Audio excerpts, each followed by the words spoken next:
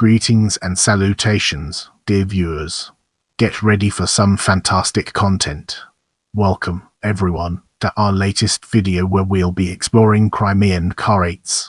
The Crimean Karaites, or simply Karaites, Crimean Karaim, Qrımqaraylar, singular, qaray, Trakai dialect, karajlar, singular, qaray, also known more broadly as Eastern European Karaites, are a traditionally Turkic-speaking Judaic ethnoreligious group native to Crimea. Nowadays, most Karaim in Eastern Europe speak the dominant local language of their respective regions. The Karaite religion, known in Eastern Europe as Karays, split from mainstream Rabbinical Judaism in the 19th and 20th centuries. They have lived alongside Krymchaks. Most Karaites in the region do not consider themselves to be Jews, associating the ethnonym with Rabbinical Jews alone, but rather consider themselves to be descendants of the Khazars, non-Rabbinical Judeans, or other Turkic peoples. Research into the origins of the Karaites indicates they are of ethnic Jewish origin and are genetically closely related to other Jewish diaspora groups. Some researchers believe they originated in Constantinople and later settled in the Byzantine Principality of Theodoro. A closely related group, the Slavic Karaites, were formally accepted into the Karaite ethnoreligious community of Crimea after the deposition of Tsar Nicholas II in 1917. They are descendants of ethnic Russian subotniks. However, most Slavs claiming to be Karaites in Eastern Europe are not members of the Karaite ethnoreligious community, and are not accepted as legitimate Karaites.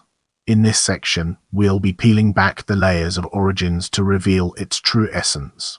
Turkic-speaking Karaite Jews in the Crimean Tatar language, Karajlar, have lived in Crimea for centuries. Most modern scientists regard them as descendants of Karaite Jews who settled in Crimea and adopted a Kipchak language. Others view them as descendants of Khazar or Cuman, Kipchak converts to Karaite Judaism. Today, many Crimean Karaites reject ethnic Semitic origins theories and identify as descendants of the Khazars.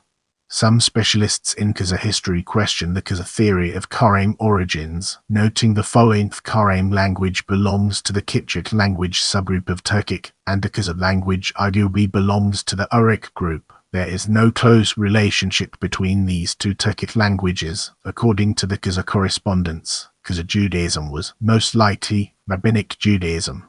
The tradition of Karaite Judaism ranks only the Tanakh as a holy book and does not recognize the Talmud, Khazars disappeared in the 11th century. But the first written mention of the Crimean Karaites was in the 13th century. Anthropologic researches show similarity between Crimean Karaites of Lithuania and Egyptian Karaite Jews. In 19th century Crimea, Karaites began to distinguish themselves from other Jewish groups, sending envoys to the Tsars to plead for exemptions from harsh anti-Jewish legislation. These entreaties were successful, in large part due to the Tsar's wariness of the Talmud, and in 1863 Karaites were granted the same rights as their Christian and Tatar neighbors. Exempted from the Pale of Settlement, later they were considered non-Jews by Nazis. This left the community untouched by the Holocaust, unlike other Turkic-speaking Jews, like the Krymchak Jews that were almost wiped out.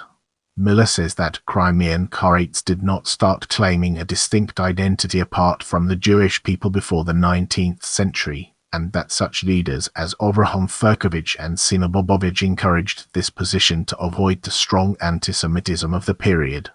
From the time of the Golden Horde onward, Karaites were present in many towns and villages throughout Crimea and around the Black Sea. During the period of the Crimean Khanate, they had major communities in the towns of Ufute-Kale, Sudak, Kiev, and Bakhchisaray. As we progress, let's zoom in on Grand Duchy of Lithuania and Polish-Lithuanian Commonwealth and examine its role in shaping our overall narrative. According to Karaite tradition, Grand Duke Vytautas of the Grand Duchy of Lithuania relocated one branch of the Crimean Karaites to Lithuania, ordering to build them a town, called today Trakai. There they continued to speak their own language. This legend, originally referring to 1218 as the date of relocation, contradicts the fact that the Lithuanian dialect of the Karaim language differs significantly from the Crimean one. The Lithuanian Karaites settled primarily in Vilnius and Trakai, as well as in Birai, Pasvalys, Naujamistis and a bit smaller settlements throughout Lithuania proper. The Lithuanian Karaites also settled in lands of modern Belarus and Ukraine, which were part of the Grand Duchy of Lithuania. The Karaite communities emerged in Halych and Kukezib near Lviv in Galicia, as well as in Lutsk and Durazn in Volhynia. Jews, rabbinates and Karaites in Lithuanian territory were granted a measure of autonomy under Michel Ezefovich Sr.'s management. The Trakai Karaim refused to comply, citing differences in faith. Later all Jews, including Karaites, were placed under the authority of the Rabbinate Council of Four Lands Vod and Council of the Land of Lithuania Taxation. The Yiddish-speaking rabbinates considered the Turkic-speaking Karaites to be apostates, and kept them in a subordinate and depressed position. The Karaites resented this treatment. In 1646, the Karaites obtained the expulsion of the rabbinates from Trakai. Despite such tensions, in 1680, rabbinate community leaders defended the Karaites of Sheti near Trakai against an accusation of blood libel. Representatives of both groups signed an agreement in 1714 to respect the mutual privileges and resolve disputes without involving the Gentile administration. According to Crimean Karaite tradition, which developed in the 20th century into a Poland, their forefathers were mainly farmers and members of the community who served in the military forces of the Grand Duchy of Lithuania and the Polish-Lithuanian Commonwealth, as well as in the Crimean Karaite. But according to the historical documents of the Grand Duchy of Lithuania, the chief occupation of the Crimean Karaites was money lending. They were granted special privileges, including exemption from the military service. In the Crimean Karaite, the Karaites were repressed like other Jews, with prohibitions on behavior extended to riding horses. Some famous Karaim scholars in Lithuania included Isaac B. Abraham of Troki, Joseph ben Mordecai Malinowski, Zerah ben Nathan of Trakai, Salomon ben Aharon of Trakai, Ezra ben Nisan died in 1666 and Josiah ben Judah died after 1658. Some of the Karaim became quite wealthy. During the times of the Polish-Lithuanian Commonwealth, the Karaim suffered severely during the Khmelnytsky uprising of 1648 and the wars between Russia and the Commonwealth in the years. The many towns plundered and burnt included Durazn and Trakai, where only 30 families were left in 1680. The destruction of the Karaite community in Durazn in 1649 is described in a poem both in Hebrew and Karaim by a leader of the congregation, Hazan Joseph ben Yeshua Hamishba. Catholic missionaries worked to convert the local Karaim to Christianity, but were largely unsuccessful. Brace yourselves for the next chapter, where we'll be dissecting Russian Empire. 19th century leaders of the Karaim, such as Sima Bobovich and Abraham Furkovich, were driving forces behind a concerted effort to alter the status of the Karaite community in eyes of the Russian legal system. Furkovich in particular was adamant in his attempts to connect the Karaim with the Khazars, and has been accused of forging documents and inscriptions to back up his claims. Ultimately, the Tsarist government officially recognized the Karaim as being innocent of the death of Jesus, so they were exempt from many of the harsh restrictions placed on other Jews. They were, in essence, placed on equal legal footing with Crimean Tatars. The related Krymchak community, which was of similar ethno-linguistic background but which practiced Rabbinical Judaism, continued to suffer under Tsarist anti-Jewish laws. Solomon Krim, a Crimean Karaite agronomist, was elected in 1906 to the First Duma as a cadet National Democratic Party. On November 16, 1918, he became the prime minister of a short-lived Crimean Russian liberal, anti-separatist and anti-Soviet government also supported by the German army. Since the incorporation of Crimea into the Russian Empire, the main center of the Karaites is the city of Yevpatoria. Their status under Russian imperial rule bore beneficial fruits for the Karaites decades later. Let's now shift our focus to during the Holocaust and explore the ways in which it shapes our perspective. In 1934, the heads of the Karaite community in Berlin asked the Nazi authorities to exempt Karaites from the anti-Semitic regulations based on their legal status as Russians in Russia. The Reich Agency for the Investigation of Families determined that, from the standpoint of German law, the Karaites were not to be considered Jews. The letter from the Reichsstellvertretung officially ruled. This ruling set the tone for how the Nazis dealt with the Karaite community in Eastern Europe. At the same time, the Nazis had serious reservations about the Karaites. SS Obergruppenführer Gottlieb Berger wrote on November 24, 1944, "Their Mosaic religion is unwelcome. However, on grounds of race, language, and religious dogma, discrimination against the Karaites is unacceptable, in consideration of their racial kinsmen. However, so as not to infringe the unified anti-Jewish orientation of the nations led by Germany, it is suggested that this small group be given the opportunity of a separate existence, for example, as a closed construction or labor battalion." Despite having exempt status, groups of Karaites were massacred in the early phases of the war. German soldiers who came across Karaites in the Soviet Union during the invasion of Operation Barbarossa, unaware of their legal status under German law, attacked them. 200 were killed at Baby Yar alone. German allies such as Vichy France began to require the Karaites to register as Jews, but eventually granted them non-Jewish status after getting orders by Berlin. When interrogated, Ashkenazi rabbis in Crimea told the Germans that Karaites were not Jews, in an effort to spare the Karaite community the fate of their rabbinate neighbors. Many Karaites risked their lives to hide Jews, and in some cases claimed that Jews were members of their community. The Nazis impressed many Karaites into labor battalions. According to some sources, Nazi racial theory asserted that the Karaites of Crimea were actually Crimean Goths who'd adopted the Crimean Tatar language and their own distinct form of Judaism. In Vilnius and Trakai, the Nazis forced Karaite Hakim Seraya Shapshal to produce a list of the members of the community. Though he did his best, not every Karaite was saved by Shapshal's list. Moving forward, we'll be taking a closer look at post-WWII. After the Soviet recapture of Crimea from Nazi forces in 1944, the Soviet authorities counted 6,357 remaining Karaites. Karaites were not subject to mass deportation. Unlike the Crimean Tatars, Greeks, Armenians, and others the Soviet authorities alleged had collaborated during the Nazi-German occupation. Some individual Karaites were deported. Assimilation and emigration greatly reduced the ranks of the Karaite community. A few thousand Karaites remain in Lithuania, Belarus, Ukraine, Poland, and Russia. Nowadays, the largest communities exist in Israel and the United States. However, these communities are almost entirely Egyptian in origin and ethnically and liturgically distinct from Crimean Karaites. There is also a community of fewer than 100 Karaites in Turkey. In the Urs, about 500 Crimean Karaites, mainly from Ukraine, emigrated to Israel under the law of return. The Israeli chief rabbinate has ruled that Karaites are Jews under Jewish law. Get ready for a captivating exploration as we unravel the layers of geographic distribution and their profound significance.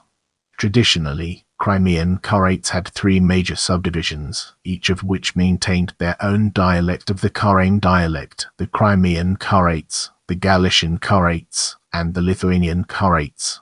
Today, the distribution is different. The largest number is probably now in Israel. Some other Crimean Karaites have left to America or elsewhere. These Karaites are mostly joining non-Crimean Karaite communities.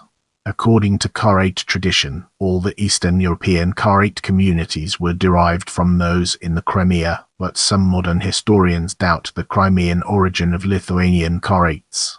Nevertheless, this name, Crimean Karaites, is used for the Turkic-speaking Karaite community supposed to have originated in Crimea, distinguishing it from the historically Aramaic, Hebrew, and Arabic-speaking Karaites of the Middle East. With the foundation laid, let's embark on a journey into Kazakhstan. In 2009, 231 people in Kazakhstan identified as Karaites. This was an unusual jump from the 28 Karaite recorded in 1999. As we progress, let's zoom in on Lithuania and examine its role in shaping our overall narrative. Karaite communities still exist in Lithuania, but have experienced a steep decline in numbers in recent decades. Historically, they lived mostly in Panavis and Trakai, but now most live in Vilnius, where they have a Kynsa. There is also a Kynsa in Trakai. The Panavis community has declined to only a handful of people and does not maintain house of worship. Within living memory, the community was many times larger than it is today.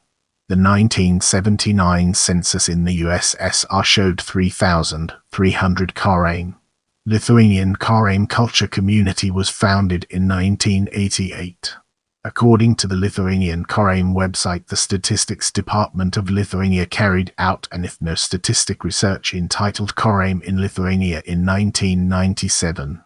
It was decided to question all adult Karaim and mixed families, where one of the members is a Karaim. During the survey, for the beginning of 1997, there were 257 people of Karaim ethnicity, 32 of whom were children under 16. A similar survey was done in 2021, in honor of the 625th anniversary of Karaite settlement in Lithuania. This coincided with the 2021 national census. In 2011, 423 individuals identified as Karaims in the Lithuanian census. By 2021, this had dropped to 192, a decline of around 55% in a single decade. As we progress, let's zoom in on Poland and examine its role in shaping our overall narrative. In 2011, 346 people in Poland identified as Karaites. Let's now zoom in on Russia and uncover the hidden gems that lie within. Aside Russian-occupied Crimea, see Ukraine below. There are 205 self-identifying Karaites as of 2021, nearly all of whom speak Russian as a first language. There are no significant concentrations. The largest community numbers over 60 people in Moscow. Let's now turn our attention to Ukraine and uncover the fascinating insights it brings to the table. Crimea was traditionally the center of the Crimean Karaite population. In the Ukrainian census of 2010, just under 60% of Ukraine's Karaite population, 715 individuals, lived in Crimea, representing around 30% of the global population at the time. However, between the Russian invasion of 2014 and the Russian census of 2021, the population dropped to 295, a fall of almost 60%. The war of 2022 may have caused further disruption. This means that the Crimean population is no longer the largest, and is almost certainly smaller than the populations of mainland Ukraine, Poland, and Israel. Outside Crimea, Karaites historically settled in Galicia, particularly in Halych and Lutsk. However, there is only one Karaite left in Halych today, and the Kynsa was shut down in 1959 and eventually demolished. The Galician community had its own dialect of Karaim. The largest contemporary Karaite community is in Kyiv. Smaller ones exist in other cities, including Kharkiv, which has a functioning Kynsa, although the community numbers only about 24. In the 2010 census, 481 Ukrainians identified as Karaites outside of Crimea. In 2021, the Ukrainian government unveiled a bill plan to grant Crimean Karaites and other minority groups official indigenous status. In this section, we'll be deep diving into religion, unraveling its complexities and uncovering valuable insights. Until the 20th century, Karaite Judaism was the only religion of the Karaim. During the Russian Civil War, a significant number of Karaim emigrated to Yugoslavia, Czechoslovakia, Poland and Hungary, and then France and Germany. Most of them converted to Christianity. The Karaim's modern national movement philanthropist M.S. Sarich was one of them. The Crimean Karaites' emancipation in the Russian Empire caused cultural assimilation followed by secularization. This process continued in the USSR when most of the Kynsas were closed. In 1928, secular Karaim philologist Serhiy Shapshal was elected as Hakam of Polish and Lithuanian Karaim. Being a strong adopter of Russian Orientalist V. Grigorjev's theory about the Khazarian origin of the Crimean Karaites, Shapshal developed the Karaim's religion and historical dejudaization doctrine. In the mid-Urs, he began to create a theory describing the Altai-Turkic origin of the Karaim and the pagan roots of Karaite religious teaching, worship of sacred oaks, polytheism, led by the god Tengri, the sacrifice. Shapshal's doctrine is still a topic of critical research and public debate. He made a number of other changes aimed at the Karaim's Turkification and at erasing the Karaite Jewish elements of their culture and language. He issued an order cancelling the teaching of Hebrew in Karaite schools and replaced the names of the Jewish holidays and months with Turkic equivalents. See the table below. According to Shapshal, Crimean Karaites were pagans who adopted the law of Moses, but continued to adhere to their ancient Turkic beliefs. In addition, he claimed that the Karaites had revered Jesus and Muhammad as prophets for centuries. In the post-Soviet period, Shapshal's theory was further developed in modern Karailar publications, e.g. Crimean Karaite legends, and was officially adopted by the Crimean Karaim Association Qrımqaraylar as the only correct view of the Karaims past in 2000. The ideology of dejudaization, pan-Turkism and the revival of Tengrism is imbued with the works of the contemporary leaders of the Karaites in Crimea. At the same time, some part of the people retained Jewish customs. Several Karaite congregations have registered. With the foundation laid, let's embark on a journey into evolution of Crimean Karaite holiday names in the 20th century. Traditional Hebrew name 1915, secondary name modern Turkic name translated to English.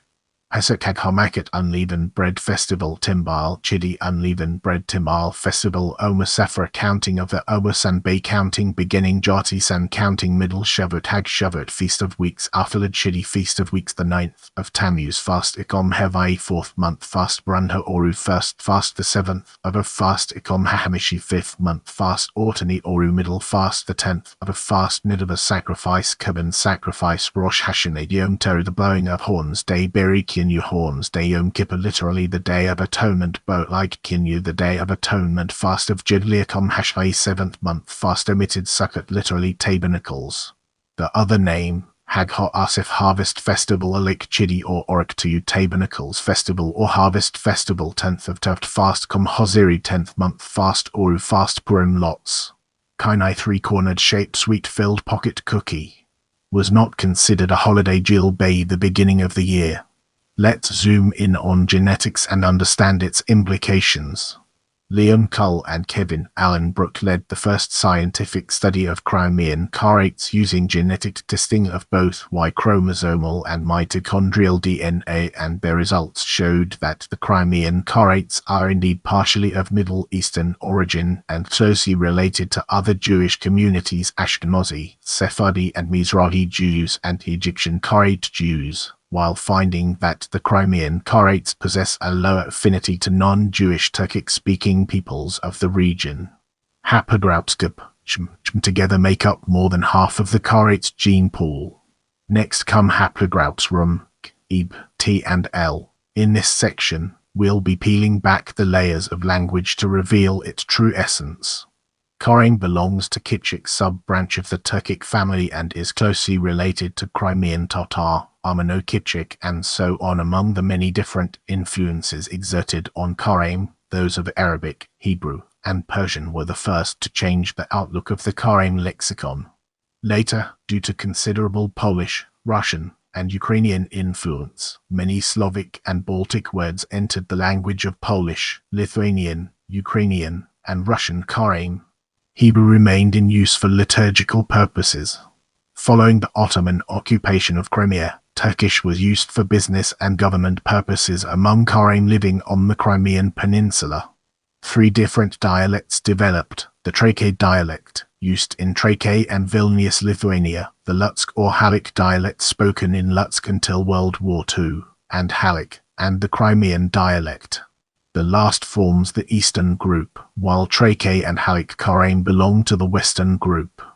Currently only small minority of Karaim can speak the Karaim language, 72 Crimean dialect speakers, 118 Trakai dialect speakers, and about 20 Halak dialect speakers. Let's now zoom in on cuisine and uncover the hidden gems that lie within. The most famous Crimean Karaite food is Kırıмкaraylar. Karaim, Kırıмкaraylar plural Kırıмкaraylar.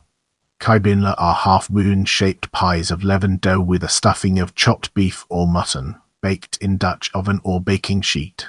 Other meals common for Crimean Karaites and Tatars are chibareki, pelmeni, shishlik. These are most often made from mutton. Ceremony dishes cooked for religious holidays and weddings are eaten. Bal is pesach, round cakes flat of unleavened dough, knead with cream and butter or butter and eggs, reflected in the modern name of this festival Timbal Chidi. Hatlama is Shavuot after Chidi cottage cheese pie, which 7 layers symbolizing 7 weeks after Pesach, 4 layers of yeast dough, 3 of pot cheese. Wedding pies are kayavliak on the part of the groom and kelenslik on the part of the bride. Brace yourself for an in-depth analysis as we navigate through notable people and its far-reaching implications.